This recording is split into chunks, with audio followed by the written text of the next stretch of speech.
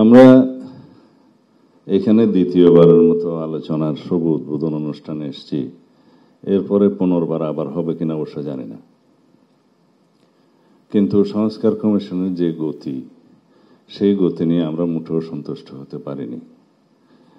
কারণ এই সংস্কারের জন্য আমরাই প্রধান প্রবক্তা।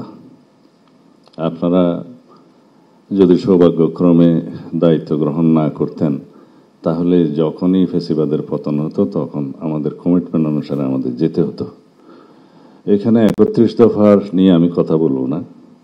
আপনাদের এমন কোনো সংস্কার নেই যেটা 31 দফার সাথে খুব একটা ম্যাচ করে নাই, তেমন না। তবে এর বাইরে আপনারা অনেক বেশি সংস্কার নিয়ে প্রস্তাব দিয়েছেন,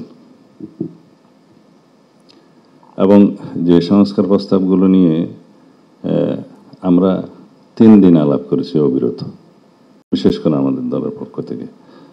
এর আগে লিখিতভাবে জবাব দিয়েছি।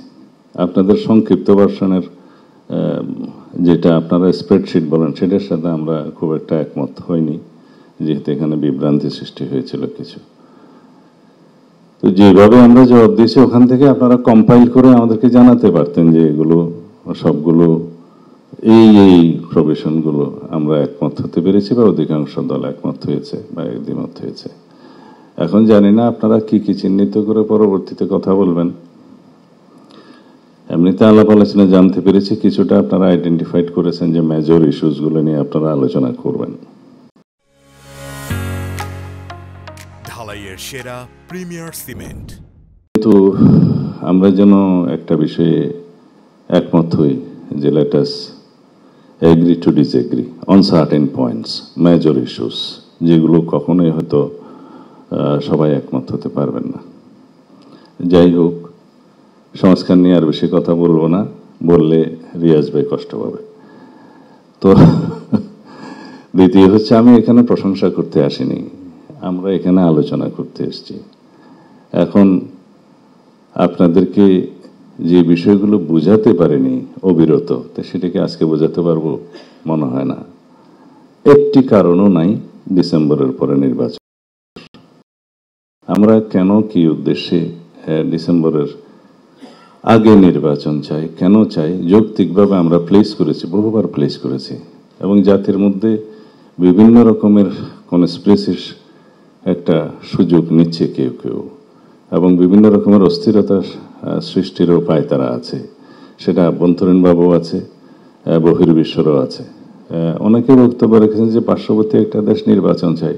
ওরা নির্বাচন চায় না বলে কি আমরা অনির্দিষ্টকাল নির্বাচন চাইব না? তারা কেন নির্বাচন চায় সেটা তারা জানে। তারা বলছে তারা ইনক্লুসিভ নির্বাচন চাই। তা আপনারা তো কাউকে কাউকে এক্সক্লুড করেই দিয়েছেন, সুতরাং বোঝাই যায় তারা কে কি বলছে।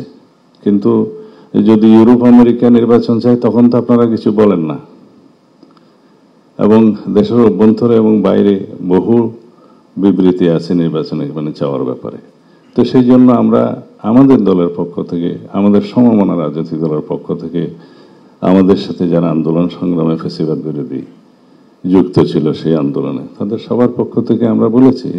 কিন্তু দুঃখজনকভাবে মাননীয় প্রধান উপদেষ্টা যেটা বলেছেন যে একটি মাত্র দল শুধু ডিসেম্বরের ভিতরে নির্বাচন চায়, ক্ষমা করবেন, এই বক্তব্য বোধহয় আমাদেরকে আহত করেছে।